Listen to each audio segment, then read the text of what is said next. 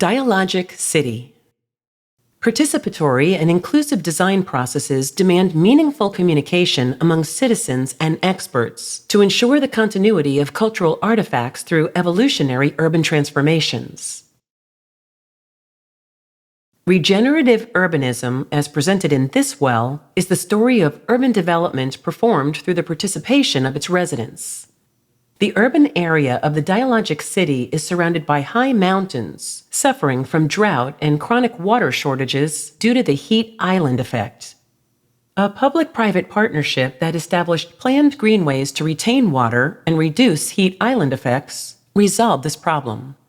A solution in the coastal zone, devastated by tsunamis every 100 years, restored the formal coastal topography and peaceful natural environment through active participation by residents.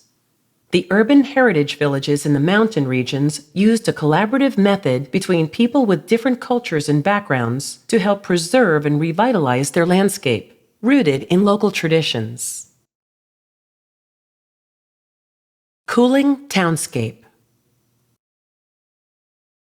The cooling townscape is one of the regenerative strategies responding to the heat island effect.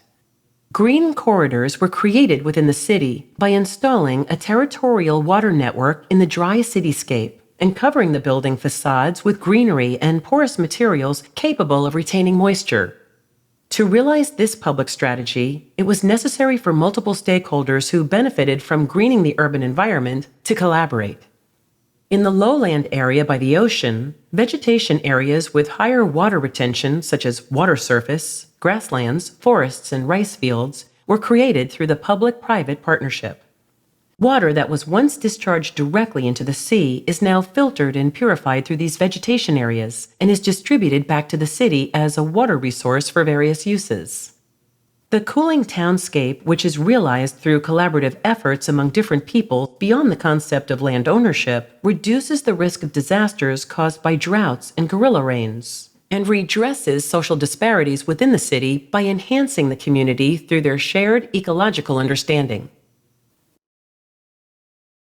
You probably saw one of the works doing a very interesting research with heat islands in the west of the city that are managed somehow by the city administration with a very interesting local program for watering the parks, etc., etc. That was quite a discovery of our students.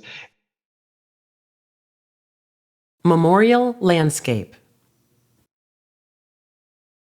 The coastal area of this city has been threatened by tsunamis and storm surges.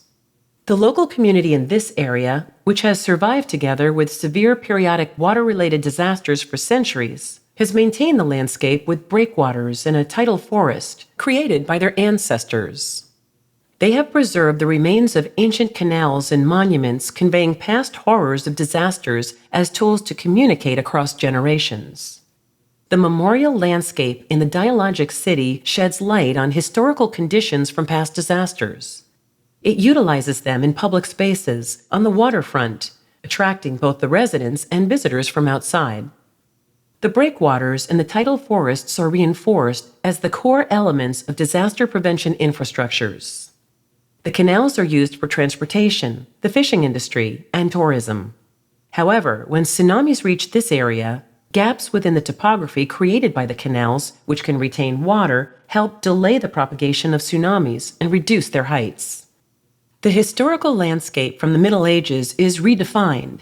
It remains an important part of their heritage, protecting people's lives from water-related disasters. A new understanding of living with disasters will be handed down to the next generations.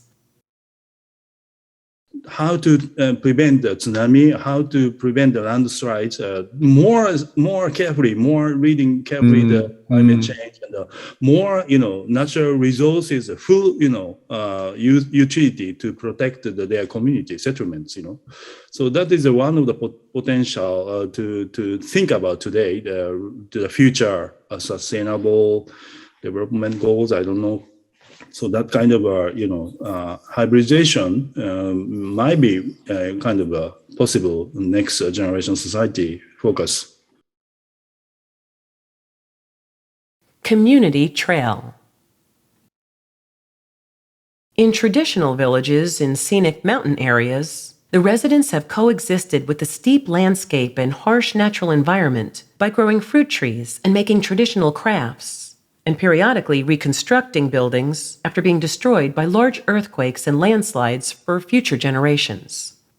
The regenerative strategy in such mountain villages, isolated from the dominant urban lifestyle, requires careful reinterpretation and modernization of culture through dialogue with the traditional community. The Community Trail is a project connecting this region, famous for the production of plum wine, to a more extensive cultural economic network with the city and other surrounding rural villages, revitalizing it as a center for agritourism and nature tourism. The earthquake-resistant facilities such as an eco-park, embroidery workshops, and an open space for the community festival are attracting urban dwellers and revitalizing the cultural heritage and local village economy. Communicating with the local people is very important. The second thing is that you need to make a wise choice based on the deep understanding on the resource of this village. Yes, you need to think deeply. What's special of this village? Of what is the most special things of the resources of this village?